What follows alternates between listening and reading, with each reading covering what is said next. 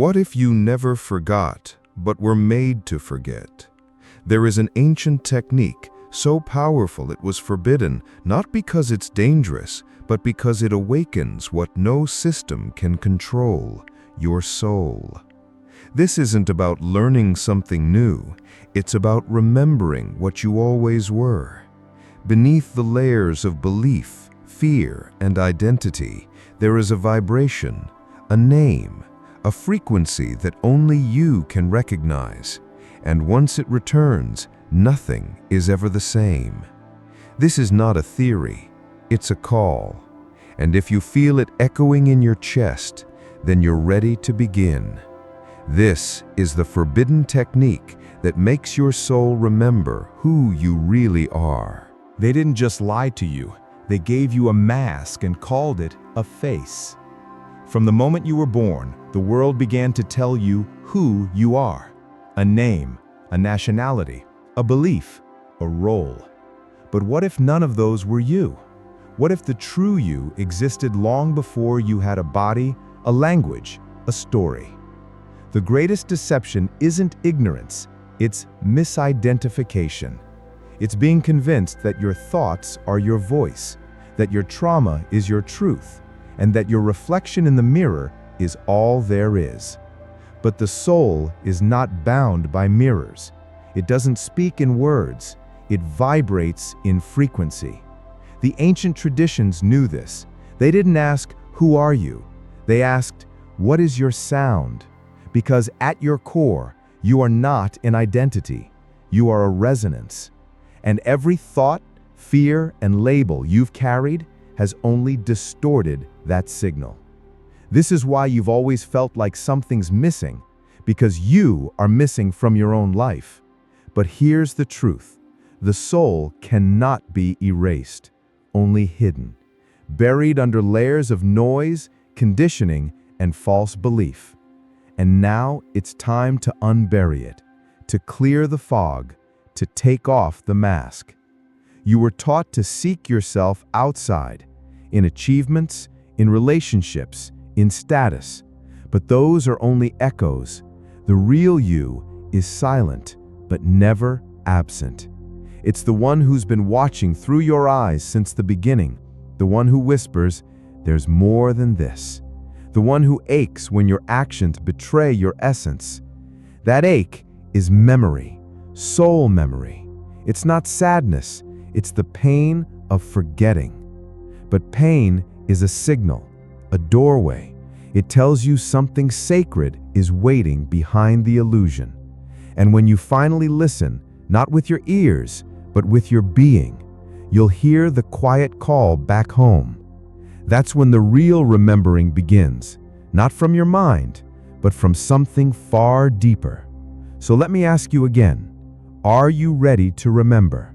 Then let's begin with the very reason this practice was banned from the world. What's forbidden is never useless. It's usually too powerful.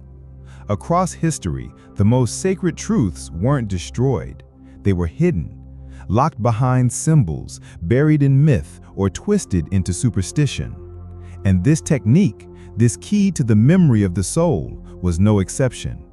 In ancient temples of Egypt, the initiates weren't taught new beliefs. They were led through death rituals, not to die, but to dissolve their false identities. In Greece, the Orphic mysteries spoke of the soul as a divine spark trapped in matter, and taught methods to liberate its memory through ecstatic states and sacred breath. In India, the rishis didn't teach people to worship gods. They taught them to sit in silence and remember. They called it smarana, the sacred act of inner recollection. Not learning, not thinking, remembering. But something changed. As empires rose, a new strategy of control emerged. Externalize the truth, institutionalize the sacred, and disconnect the soul from its own voice. Suddenly, remembering became heresy. Stillness became laziness. Silence became dangerous. The spiritual path was replaced with hierarchy, rituals with obedience, inner experience with outer rules. And the forbidden technique? It was scattered, distorted, and labeled a threat. But ask yourself, a threat to whom? Who benefits when you forget your inner light? Who profits when you doubt your own knowing? Who holds power when you no longer remember that you were never meant to be a slave? This is why it was forbidden, not because it fails, but because it works. It awakens something that can't be owned, something that listens to no law, no dogma, no authority. It reconnects you to your original sovereignty, and when enough people remember, the entire structure of control begins to tremble. You don't need to destroy the system. You just need to stop feeding it with your forgetting. That is why this practice was hidden, not because it was dark, but because it shines too brightly. And in a world built on shadows, the light is a revolution. But how does this forbidden technique actually work? It begins by turning inward, by stripping away everything that was never you. And that's where we go next. You can't remember the light if you're still speaking the language of shadows. The first step of the forbidden technique is the hardest, because it demands that you face the illusion you've believed was you, not to fight it, but to see through it. This illusion is called the false self. It's not evil. It's not your enemy. It's a mask you were forced to wear to survive a world that feared the truth of your soul. It was built through repetition, conditioned by fear, reinforced by systems that taught you to value approval over authenticity. The false self is the voice that says, "You must earn your worth. You are what others think of you. You are not enough." But none of those voices belong to you. They were installed, programmed, layered on top of your soul until you couldn't hear your own frequency anymore. Deprogramming doesn't happen by force. It happens through radical observation. Start here. Watch your thoughts, not to control them, but to witness them. Ask, who said that? Where did that thought come from? Is this mine, or was it given to me? When you begin to observe the inner noise without attachment, something miraculous happens. You create space, and in that space, the true self begins to emerge. It won't shout, it won't argue, it whispers, it watches. It's been waiting for your attention. And the more you listen, the more the programming begins to dissolve. You'll realize you were never broken, you were just buried. The shame you carry, not yours. The fear, inherited. The self-doubt, taught. And once you see this, the illusion loses power. You don't need to become someone new.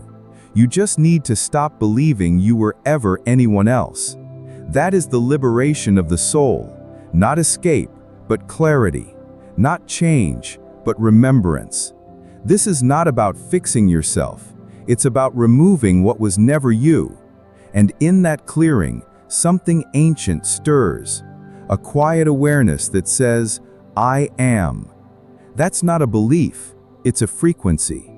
And now that you've created space, it's time to tune into it. Because beneath the noise is a signal that's always been broadcasting, waiting for you to hear it again. And that signal doesn't come from logic, it comes from the inner sense, the second phase of the forbidden technique. Your soul doesn't think, it perceives. This is the second step of the forbidden technique, activating the inner sense. It's not the mind, it's not emotion, it's a direct perception, a silent knowing that doesn't arrive in words but in presence. You felt it before, in moments of stillness, in dreams that spoke truth without logic, in that instant when you just knew without knowing why. That is the inner sense.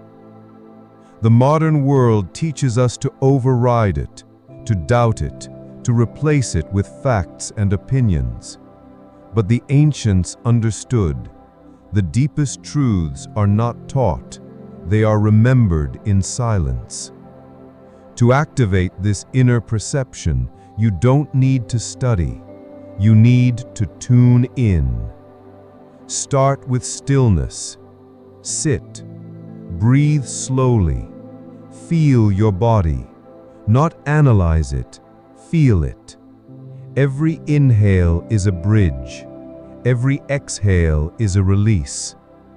Then introduce a symbol, not from the outside world, but from within. Close your eyes. Imagine a lotus opening in your heart, or a flame rising from your spine, or a mirror reflecting infinite light behind your eyes.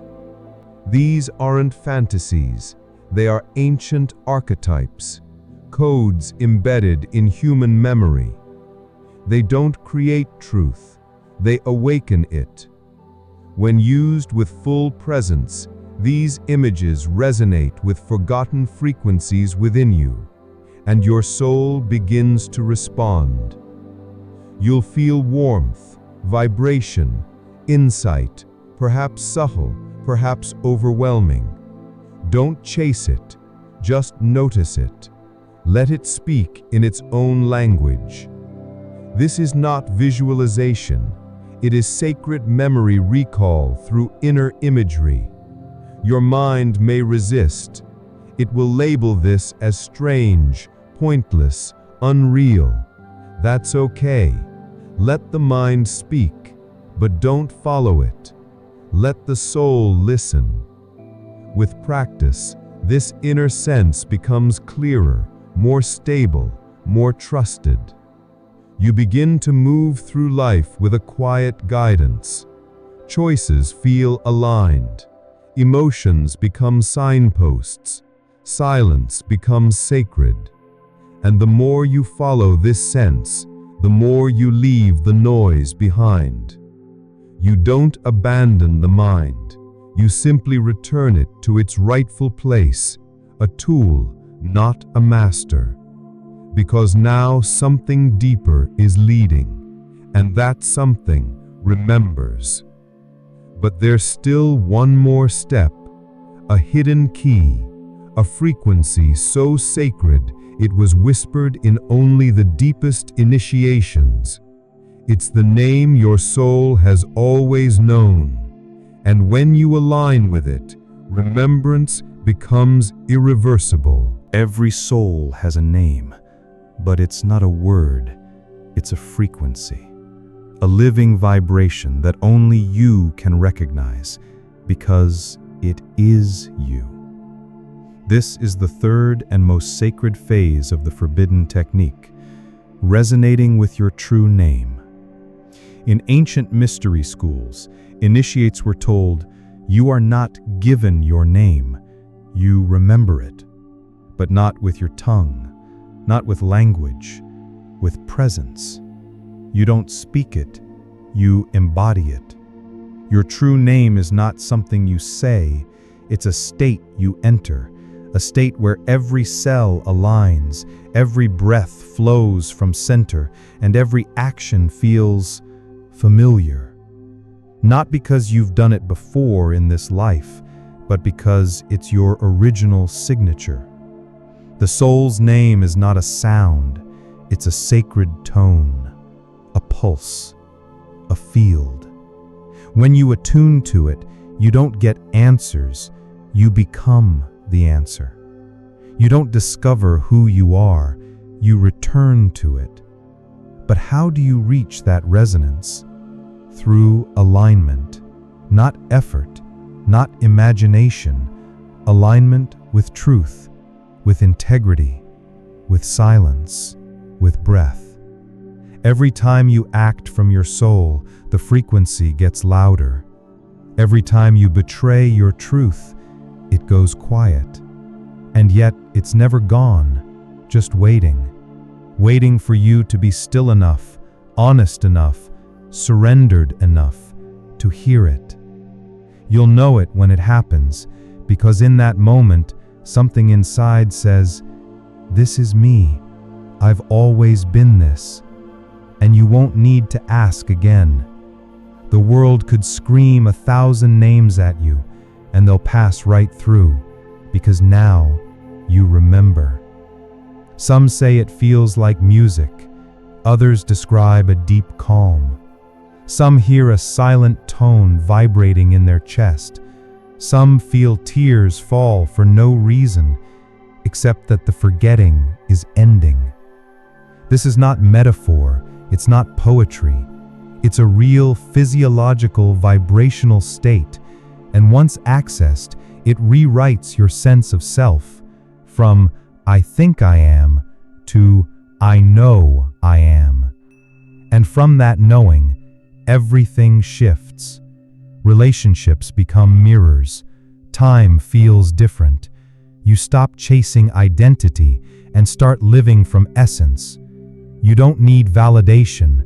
You don't need labels.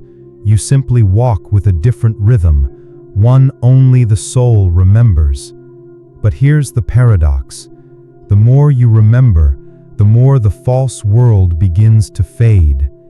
And that fading can feel like loss.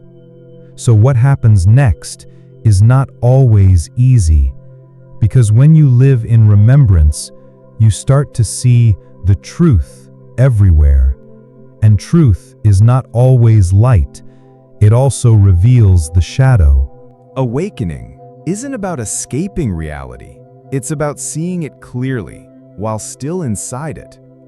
After the false self is deprogrammed, after the inner sense is awakened, after the soul's name begins to vibrate again, something changes.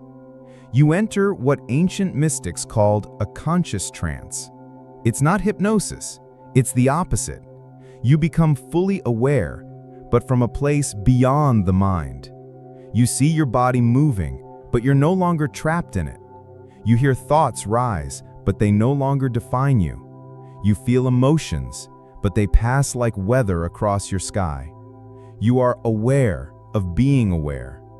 And this subtle shift changes everything. Time stretches. Meaning deepens. Ordinary moments feel charged with invisible presence. You speak, but not to impress. You listen, but not to react. Life no longer feels like something happening to you. It becomes something you are consciously co-creating. This is the soul leading. It doesn't reject the world. It engages with it from a different center. You may find yourself quieter, softer, yet more powerful than ever. People may say you've changed, but you know you've just returned. You begin to recognize things that once slipped by, symbolic patterns, emotional echoes, ancient memories surfacing from nowhere. Sometimes it's bliss, sometimes it's overwhelming, because in this state, the veil is thinner. You don't just sense your life, you sense the energetic story behind it. Why you came, what's been calling you, what you've been avoiding. And in that clarity, you stop performing, you stop chasing, you stop pretending. This is where the real journey begins. But here's the challenge. The world will try to pull you back into speed, into noise, into the old script. So how do you stay rooted in remembrance while living in the world? You don't need to retreat. You need to rewrite, to reweave your daily life into a sacred rhythm. And that's exactly what comes next. Every breath, every gesture, every word can be sacred. You don't need to escape to a temple or climb a mountain to remember who you are. You just need to bring the temple into your life. Because the secret isn't in doing something special, it's in doing the ordinary from your center. This is how remembrance becomes a way of being. Here are 5 living principles to anchor your soul in daily life. Number 1, practice active silence. Not just the absence of noise, but the presence of you. Take 5 minutes daily to simply sit with yourself. No goals, no mantras, just awareness. Let your mind speak and listen with compassion, not attachment. In that stillness, the echo of your soul's name becomes clearer. Number 2, turn action into ceremony. When you eat, do it with reverence. When you walk, walk like the earth remembers you. When you speak, make every word an offering. Nothing is too mundane. When done from soul, the smallest movement becomes a prayer. This isn't performance, it's presence. Number 3, purify what enters your mind. Be vigilant about what you consume, not just food, but media, conversations, images. Everything you take in reshapes your inner vibration. Ask yourself, does this nourish my remembrance or numb it? Your attention is your altar. Guard it with devotion. Number 4, speak less, speak deeper. Words carry frequency. Most are noise. Don't repeat what others say. Speak what only you can say from the center of your truth. Even a few words spoken from the soul can awaken others. Let your voice become a channel, not for ego, but for essence. Number 5, act as if you already remember. Don't wait to feel enlightened. Live like someone who remembers. Walk with quiet certainty. Love without condition. Choose as if your soul has already returned. This isn't pretending, it's alignment. The soul reveals itself more fully to those who act from faith, not doubt. These aren't rules, they're invitations. They don't demand perfection, they invite practice. And through this practice, the vibration of your true self becomes stable, anchored in the fabric of your daily life. You stop forgetting, not because you try harder, but because you build a life where remembrance is inevitable. And from that space, something profound begins to unfold, not just within you, but through you. But there's one more truth to share, because even as remembrance deepens, a question still lingers. Who is remembering? And the answer is not what you think. It's deeper than identity. Because the one remembering is the memory itself. The soul doesn't carry memories. The soul is memory. All that you seek, the peace, the truth, the belonging, it's not something you find. It's something you remember. And not just remember, but become. The reason this technique was forbidden isn't because it's dangerous. It's because it makes you undeniable. Once you remember, you cannot be manipulated. You cannot be owned. You cannot be made to believe you're broken. Because now you know you were never lost. You were simply layered. And as the layers fall, what remains isn't a new version of you, it's the original tone. Unchanged, eternal, waiting. You don't need permission to live from that place. Just the courage to stop pretending. So take this vibration with you. Let it echo in your silence. Let it shape your steps. Let it burn away every voice that told you you are not enough. Because you are. You always were. You are not the seeker.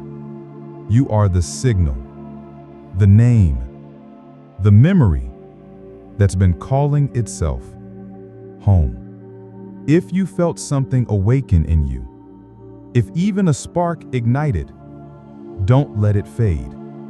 Like, comment, subscribe. But more than that, live as the one who has remembered.